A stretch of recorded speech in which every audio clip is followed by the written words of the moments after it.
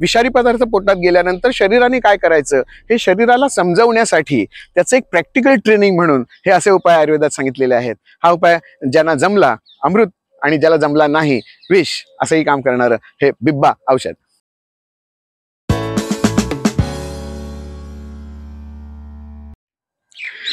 नमस्कार, वैद्य सुविनय दामले. काही जणांना आपल्या परंपरेमध्ये जी औषधं आहेत, बाळ औषधं आहेत किंवा आजीबाईच्या पाटव्यातली औषधं आहेत, त्या औषधांपैकी माहिती पाहिजे होती. एकाने विचारलेलं बिब्बा म्हणजे काय. मराठीतलं त्याचं नाव बिब्बा आहे. संस्कृत मधलं नाव भल्लातक असं आहे. बिबुआ असं सुद्धा काही ठिकाणी म्हटलं जातं. काळ्या रंगाचा असतो आणि याच्यातलं तेल फार खतरनाक आहे. म्हणजे जर ज्याला एखाद्याचा गुण आला तर ते अमृताप्रमाणे काम करेल आणि ज्याला त्रास झाला अरे बाप रे नको रे बाबा, सगळ्या अंगावर तो बिब्बा उतणं नावाचा एक प्रकार आहे. चित्रात दाखवल्याप्रमाणे तुम्हाला बिब्बा दिसू शकतो, आपल्याला बाजारात विकत मिळू शकतो. चांगला बिब्बा कसा ओळखायचा? पाण्यात टाकल्यानंतर तो बुडला पाहिजे.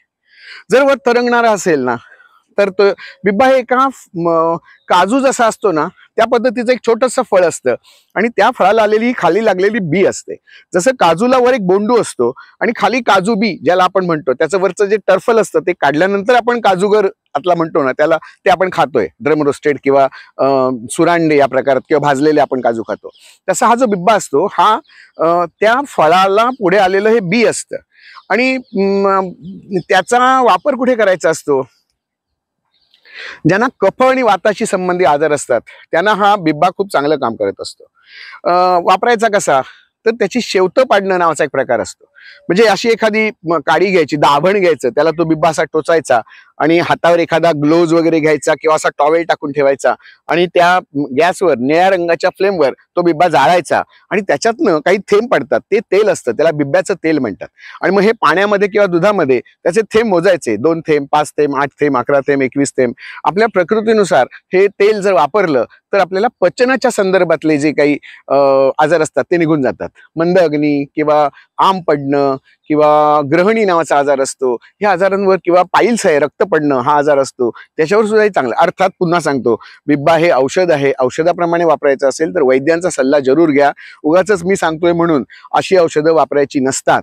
मी एक माहिती म्हणून सांगतोय की या पद्धतीत बिब्बा वापरला जाऊ शकतो. बिब्बा हा साक्षात अग्नी आहे, सूर्याचं रूप आहे. जसा अर्क म्हणजे रुई आहे तसाच हा बिब्बा पण आहे.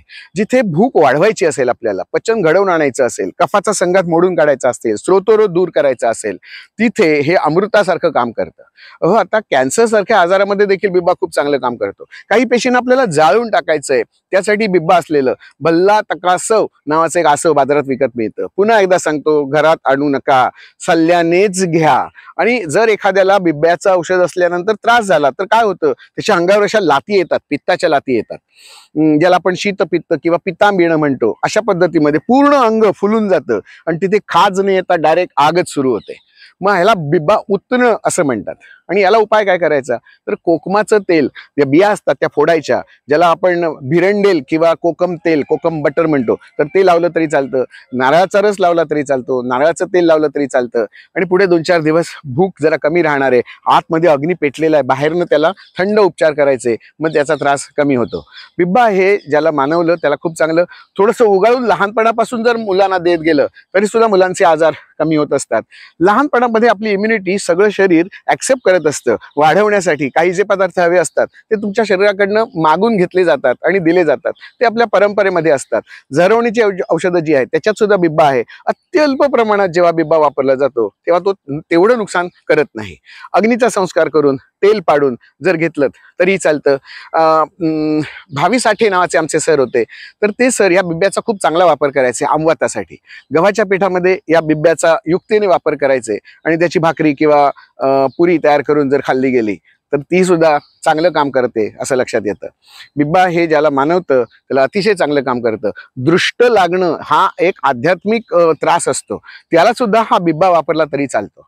बिब्ब्याच्या फुल्या मारणं अंगावर वेगवेगळ्या हे तांत्रिक उपायामध्ये येतं की ते सुद्धा जरी केले तरी सुद्धा चांगला फरक पडतो. कोकणामधली एक परंपरा अशी आहे की या बिब्ब्याचं जे तेल असतं, हे बिब्ब्याचं तेल जन्मलेल्या मुलाच्या पोटावर, बेंबीच्या वर 4 बोटं, तिथे एक डाग द्यायचं, एक थेंबभर सुईने एक थेंब ते तेल जर लावलं तर त्याला पुढे भविष्यामध्ये कृमींचे आजार, पचनाचे आजार, कफ आणि वात संबंधी आजार नाहीसे होतात अशी आमची धारणा आहे. आमच्या परंपरेमध्ये सांगितलंय. त्यामुळे त्याला थोडंसं तेल, किती फार मोठा फोड येत नाही, पण अशी एक लांबट खूण तयार होते आणि ती खूण ज्यांच्या पोटावर असते तो निश्चितपणे कोकणातला माणूस समजावा, इतकी आमच्याकडे या परंपरांना महत्व आहे.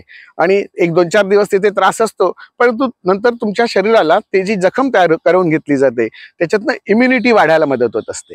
आताचं जे काही इम्युनायझेशन, लसीकरण जे आहे त्याने सुद्धा ताप येतोच ना, तरी सुद्धा आपण करतो. मग असे जे छोटे छोटे उपाय आहेत इम्युनिटी वाढण्यासाठी, भविष्यामधले विषारी पदार्थ पोटात गेल्यानंतर शरीराने काय करायचं हे शरीराला समजवण्यासाठी त्याचं एक प्रॅक्टिकल ट्रेनिंग म्हणून हे असे उपाय आयुर्वेदात सांगितलेले आहेत. हा उपाय ज्यांना जमला अमृत आणि ज्याला जमला नाही विष, असंही काम करणारं हे बिब्बा औषध. धन्यवाद.